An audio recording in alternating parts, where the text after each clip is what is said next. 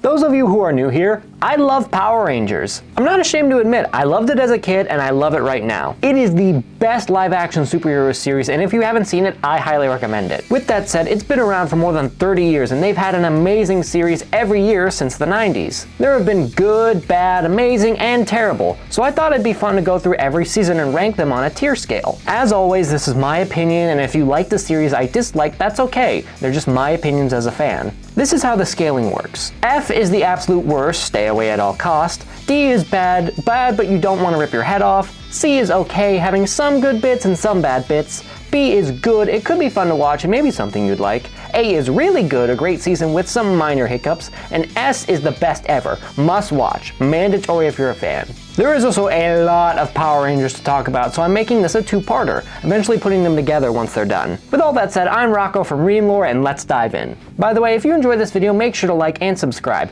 We post videos just like this one on our channel. Mighty Morphin Power Rangers Season 1. Ah yes, the original season that kicked off Power Rangers and put the series in pop culture forever. Out of all the Power Rangers seasons, this is the one everyone talks about and remembers. Whenever there is a reference to Power Rangers, they talk about this one. How does it hold up over 30 years later though? You can see the flaws. There are a lot of things weird about this season. 30-year-old teenagers, Zordon, a wise ancient being recruiting teenagers in his war against evil instead of adults who are trained to fight. The Power Rangers were goody-goods who never really did anything wrong. The episodes were formulaic and there were very few story arcs. And the villain Rita is stock footage from the Sentai who can't interact with the team while also just whining a lot. With all that said though, I'm putting it at an A. Because while this show is flawed, it is so charming. It totally embraced how silly it was, and that just made it so much fun to watch. The action was great, the rocking soundtrack was great, Bulk and Skull were very funny, and even though the teens were perfect, they were very likable and had distinct personalities you could relate to. The smart kid, the valley girl, the party animal, the new kid. That was also inspiring for kids to see Tommy, the new kid in school, find friends and become a superhero,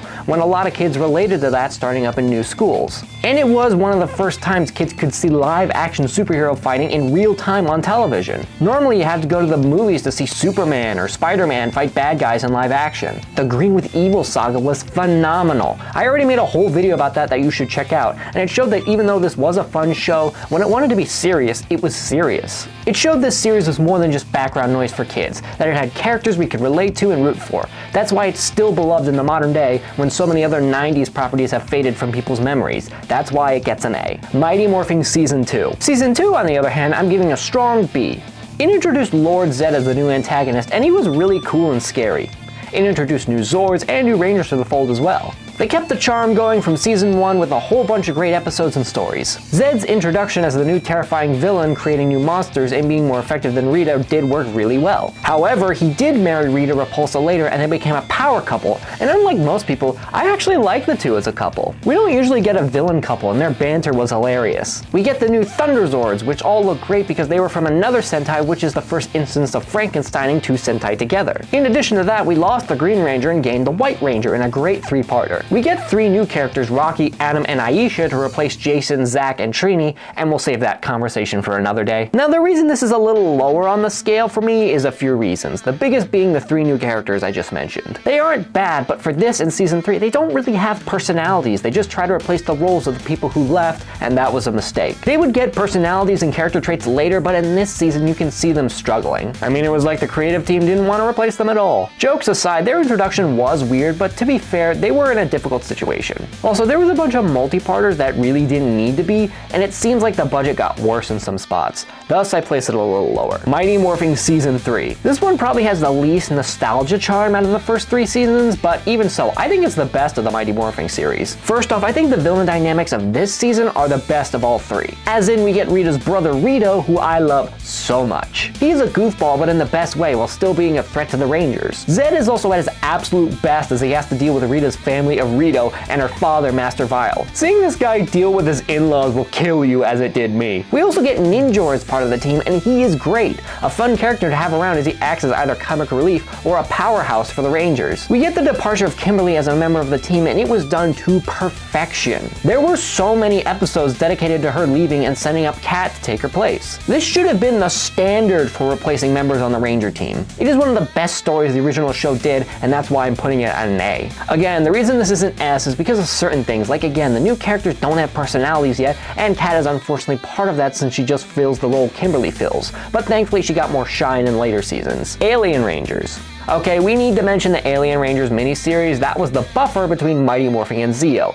And we have our first F, as in, don't watch this one. Let's go over the good first. I really like the Equation Rangers. This was our first time seeing a Ranger team that wasn't the main team. We had a female White Ranger leading, and even though we didn't get a feel for their personalities, I just liked them. The problem is everything else. This starts off with a bad plot of turning the Rangers and the rest of Angel Grove into kids, and they spend the rest of the season that way trying to get new powers and reverse time back to what it was. I don't want to rag on these kids too much because they're inexperienced child actors, but man, they were bad in a lot of spots. We were finally developing the personalities of the 4 new Rangers, and then you yanked them away for kid actors, and that included Bulk and Skull, so there wasn't even any good comedy to get me through it. In addition, we also see Aisha leave the show and replaced with Tanya. So right when Aisha develops, we replace her in like half an episode instead of giving her a story arc like Kimberly. The absolute worst part though, because of the reverse time thing, Ninjor was abruptly put back into his chambers. The Rangers don't make any effort to go and free him, and there was no follow-up, which means Ninjor is probably still there to this day. He didn't get any proper send-off, and it sucked because at least when the 3 Rangers walked off set, the creators did something to give him a happy ending, but Ninjor got nothing. It's not good. Do what most people do and skip this one. Zeo. Power Ranger Zeo is the actual continuation, and it's pretty important. This was the first time the show had gone through such a big change like this. The ratings were down at the time, so it was decided to change things up with a new look, and it was great. It had all the charms seasons 1 and 2 had while still having great storylines. The characters really get to shine after they develop. Rocky feeling like he isn't living up to the shadow Jason left, Tommy discovering more about his roots, Kat learning to come out of her shell of being shy, Adam becoming a more confident fighter, Billy learning to accept losing his powers, and Tanya reuniting with her family. It's all really nice. All in all, it's very good. Great action, fun characters, amazing episodes, Bulk and Skull are the best they've ever been, and it all just works. The problem though is that the Machine Empire are not as good as Lord Zed and Rita.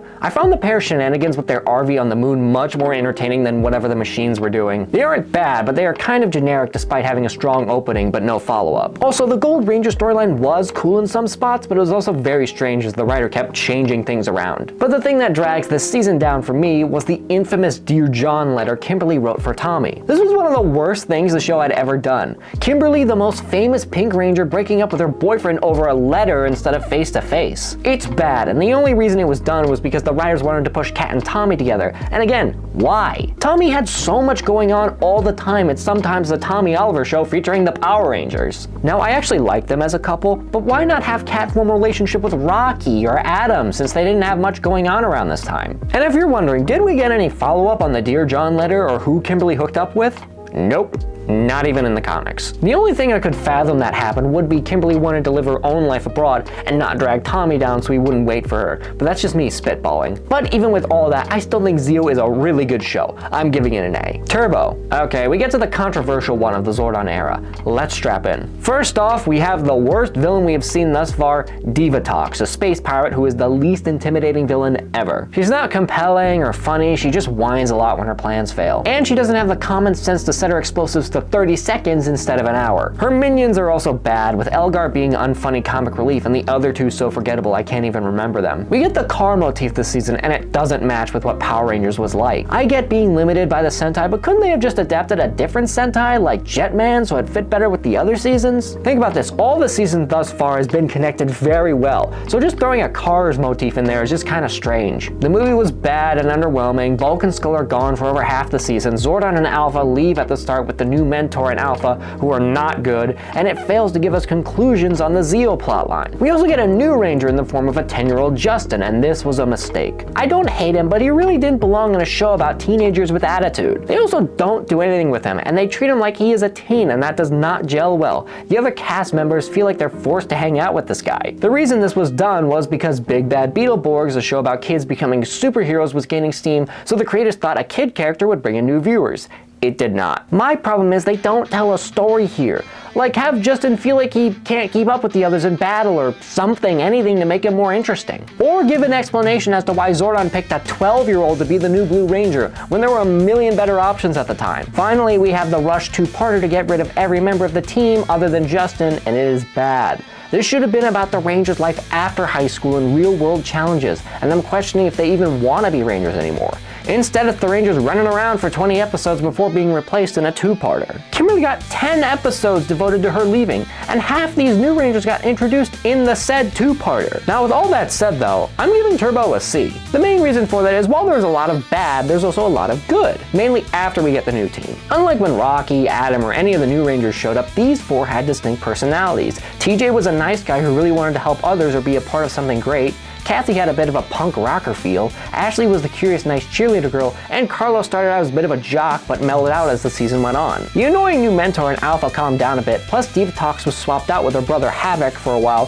who was a million times better. In addition, I really liked the Phantom Ranger. While we never learned much about his backstory, he was so compelling and he was so noble in so many instances, you can't help but like him. And boom, Studios picked up the ball where Saban dropped it because there was a whole storyline about the origins of the Phantom Ranger I highly recommend. Plus, if it wasn't for the second half getting the ratings back up, I don't think we'd ever get Power Rangers in space. One of the best ever. In space. Is there any debate? S tier. Best ever. Go watch right now. Originally made to be the end of the series, it wraps up a lot of the elements and gives us the best season yet. It features Space Ranger Andros recruiting the Power Rangers in his battles against the United Alliance of Evil, which is all the villains we've seen thus far, and find a captured Zordon. Andros is a great character. His story is epic and his quest to save the universe is very noble. Everyone else is great too, including Bulk and Skull in their shining moments standing up to the forces of evil for the Power Rangers. The villains of this season are great as well, Astronema and Ecliptor being leagues above everyone before, with Ecliptor being evil but loving Astronema, and said evil Empress being an intimidating force with conflicted feelings about good and evil. Not to mention the Psycho Rangers, some of the best villains ever as the first legitimate team of evil Rangers. One of the best arcs ever, by the way. The tear-jerking ending will just floor you as Zordon tells Andros to shatter his tube,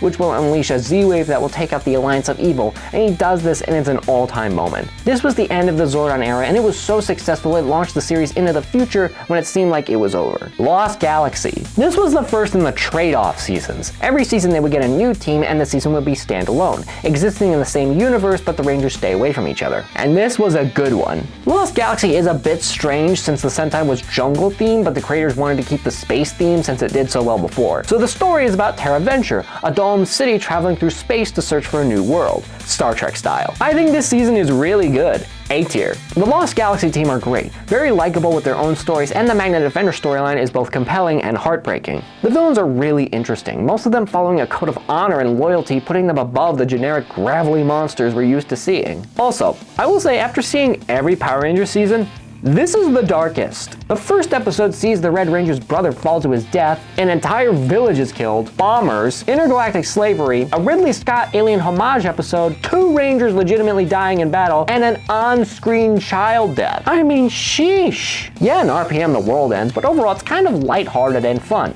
Plus the whole world ending thing happens at the start. In Lost Galaxy, this stuff happened a lot and it was not treated like something to brush off, which I have to respect. Lightspeed Rescue. Alright, let's go Lightspeed. A tier. I think this is very good with great characters and the storylines are engaging. It features rescue rangers fighting against ancient demons with their fire hoses and planes.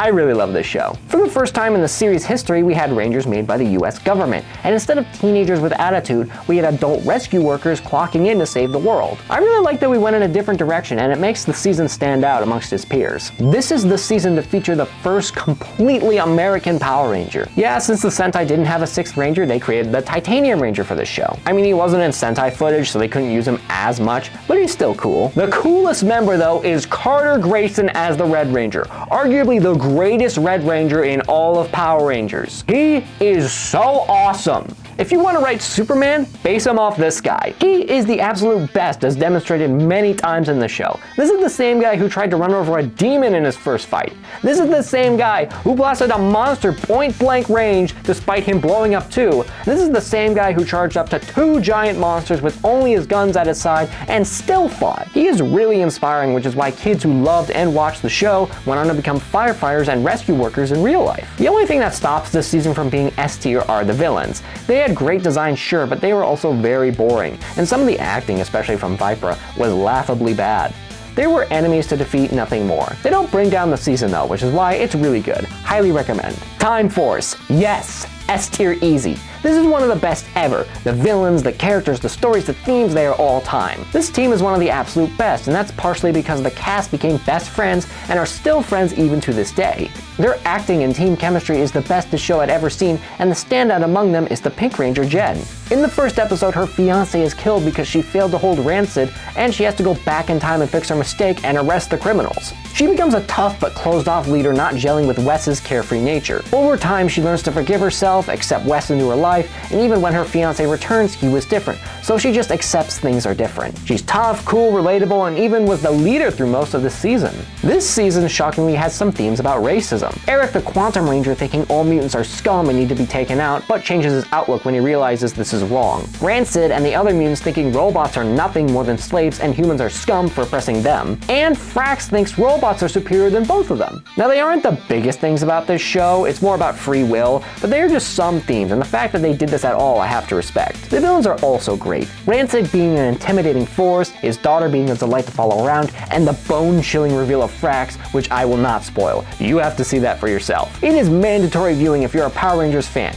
You need to see Time Force. If you haven't, you are missing out. Wild Force. This is a tough one for me because this was my childhood favorite season for many reasons, mostly because it is really good. Real quick before we talk about this, no, I'm not bringing up anything about the actors in later years. It doesn't belong in this video. I really like all the characters here. They're fun and have good character moments. The standout being Taylor is arguably the greatest Yellow Ranger as a former fighter pilot and a no-nonsense attitude, and really funny moments throughout the show. I also really liked Max and Danny's bromance throughout the series, and Alicia was great too. The story arcs are amazing, especially when we get to the best team-ups the show has ever done, with reinforcements from the future and the Forever Red special. Master Org is a compelling, terrifying villain who's incredibly underrated as far as I'm concerned. The stakes get higher and higher as the world starts to end, and the Zanaku storyline is one of my favorites since I used to watch that on VHS all the time as a kid. I want to give it an S, but I can't ignore the robot god in the room, not Matanui, and I have to give it an A for really good. The main reason for that is Kite, aka Animus Robot God, complaining about the state of the world. For a good chunk of the show, this kid just complains about how bad the Earth is and how humans suck for ruining it. And wouldn't it be so much better if we went back to nature? It's so bare bones and doesn't give any interesting conversation points about the subject. Newsflash, human beings are part of the ecosystem, and if you think nature is some godsend with no downsides, you have not spent a day in the wilderness. Animals going extinct from overhunting or lack of food, plants going to war with each other, and natural disasters destroying the environment. It is not a paradise. Bad environmental messages in the show really drag Wild Force down when it was a near perfect season, and this isn't a thing like in a couple of episodes, it's throughout the whole show. The 90s and 2000s were really bad at talking about this. The environment is in peril. Okay, what are we supposed to do about it? I don't know, don't pollute or something. Like, bring up corrupt corporations polluting the water or something, anything. Even so, it is a really good season, which I recommend, and the high points greatly outshine the bad environmental messages. This was also the last season produced by Saban at the time, as they had sold the rights to Power Rangers to Disney. Ninja Storm. Here we are officially in the Disney era, although technically we were with Wild Force, but this is the first season produced by Disney. I'm going to give Ninja Storm a C. A good season, but with some flaws. First off, I really enjoyed the three Rangers being a team, a smaller team of misfits rising to greatness as Rangers. Their individual stories and developments are great. I also like the rivalry they had with the Thunder Rangers. I wish they introduced them later though, and had their rivalry span the whole season instead of just a couple episodes at the start. Cam as the Green Ranger is also one of my favorite characters, a lot like Billy from Zeo, a tech geek but with tons of insecurities. This is a fun season to watch, but it's the little things that drag it down. The camera work is a bit strange with the 2000s low budget way of shooting, as well as the bad stock music they used for this season and Dino Thunder. It just feels too cheap in many spots for a professional production company like Disney. The thing that drags the season down, however, is the main villain, Lothar. He's like the male version of Divatox. He's trying to be a comedic villain, but he just isn't that funny. Seriously, his comedic moments were actually painful to get through. And when it was being all-powerful final boss, I shrugged and said that doesn't feel right. He's not good. He's like a dad from a low-budget sitcom that walked onto the wrong set one day and they just decided to keep him around. But I have a soft spot for Ninja Storm, so if you like it, I could understand why. Dino Thunder. Yes, my all-time favorite season. Dino Thunder S tier. This season was phenomenal because it felt like a reinvention of Mighty Morphing. We have teenagers, but instead of the goody good goods, they felt like the three extremes of the teenage mind in the 2000s with the jock, the nerd, and the punk rocker. This was my all-time favorite team, and they are guided by Tommy, returning as their mentor and teacher. He has a great arc throughout this as well, which I won't spoil, but bringing him in was a genius move on the creator's side. I also love the bad guy for this season, Mesogog. He was great, a massive step up from Lothar and other Power Rangers villains because he didn't care about taking over the world. He was a mad scientist trying to mutate the world and let his experiments run wild, straight out of a 1930s Universal monster movie. He had a scary design and a really creepy voice. Plus, he had a Jekyll and Hyde thing with Anton Mercer that made him more interesting. It's all really good. The absolute best bit, though, is the White Ranger storyline. The White Ranger, Trent Mercer, is my favorite Power Ranger. I love his design, I love how cool he is, and I love the entire story of Trent fighting back but eventually succumbing to evil before he joins the team. He is the coolest Power Ranger ever, and yeah, they kind of dropped the ball with his and Kira's relationship, but I just think they got together off screen. There are minor things wrong with it, like Zeltrax wanting to kill Tommy because he took his job, but you can just push that to one side and enjoy how awesome this is. I love it so much and I would happily rewatch any day. SPD, one of the best Power Ranger seasons Disney ever did. S tier again. The story about this one is there's a police force of elite A Squad Power Rangers taking down criminals, but that's not who we follow. We instead follow the B Squad, the Misfits led by their commander and war veteran Doggy Kruger. The story here is so good because throughout this season the characters develop and change into a great team of Power Rangers, when all of them would be second stringers, as you would say. The standout among them is Sky, the son of a Red Ranger, and all he wanted was to be like his dad, but he was assigned to be the Blue Ranger. This was because Kruger realized Sky didn't think much of his team and had a lot of personal development to go through before he did finally become the Red Ranger. Now I also want to talk about the A Squad because they were a brilliant addition.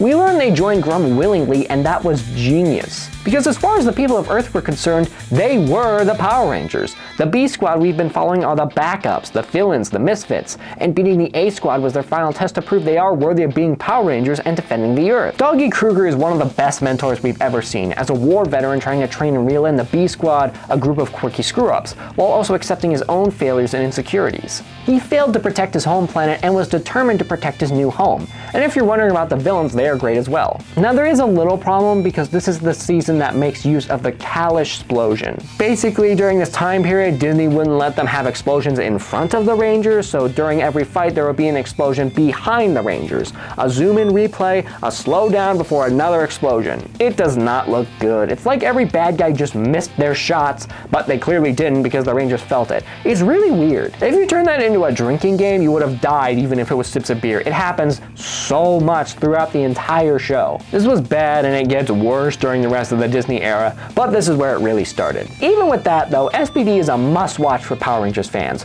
Go watch it right now. Mystic Force. We then get our first bad season with some redeeming qualities. Mystic Force is getting a D. I do want to mention I didn't really have a problem with their characters, the action was fine, the backgrounds and costumes were cool, I liked the ancient magic aesthetic, and the storylines weren't bad per se, but definitely underwhelming. There's nothing here that makes you want to rip your ears off, but it is just not that compelling. There aren't really character arcs aside from a few normal ones like believing in yourself, or be nice, or don't be a tool. The music is the worst it's ever been with the raps, and the villains are boring and forgettable. Just an endless force of bad guys to beat. Honestly, I can't remember any of them aside from Korag, and it wasn't that long ago since I watched Mystic Force. Korag is also kind of annoying. I like his presence, design, voice, and his backstory, but he just keeps yammering on and on about honor and how he fights with honor, and I sat there saying, you don't need to say it every time. This season is kind of forgettable because I remember stuff happening, but nothing that left an impact on me. Still, there was nothing here really bad, just if you were binging Power Rangers, you could skip this one. It also bugs me we never got a team up with the SPD Rangers. Now, I usually don't mind that much if a season doesn't have a team up,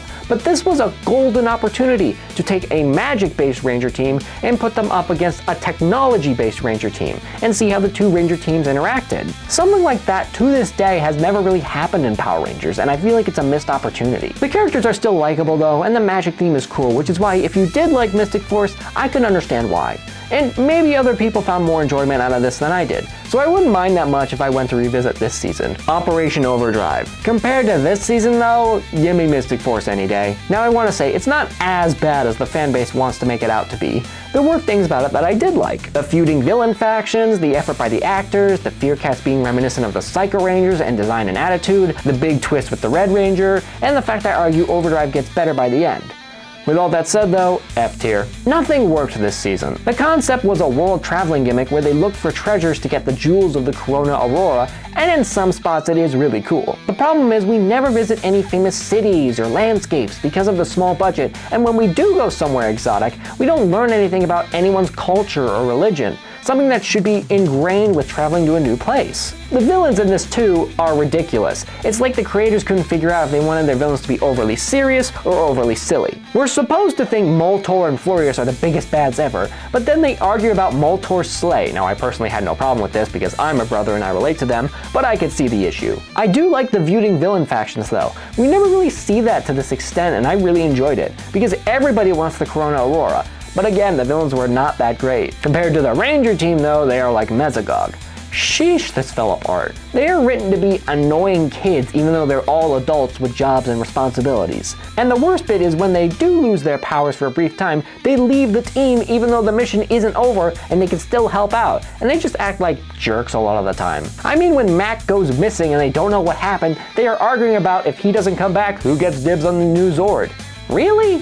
Imagine that happened in Lost Galaxy. After Kendrix died, the Rangers go, who gets dibs on her sword? What were they thinking? This is why this season is so despised, because the characters are poorly written and so jerky, you just can't root for them half the time. This is also the absolute worst of the Kalash explosions. Every single fight is ruined because the slow motion explosions just happen all the time. You couldn't watch for 2 seconds during a fight without an explosion. And it really sucked away anything fun about the fight scenes, so we couldn't even enjoy that. So yeah, as much as I don't want to, because it was one of the first Power Rangers seasons I could watch in full on DVD because streaming didn't exist back then, I have to be transparent, it's not good. Jungle Fury. This is a jump. We go from F tier to S tier with Jungle Fury. This is definitely the most underrated season of Power Rangers. I don't understand why this isn't on lists online for the best Power Rangers season. The characters are amazing. Martial arts students facing every challenge and becoming seasoned masters while also overcoming their own insecurities. The mentor for this season, RJ, is a delight.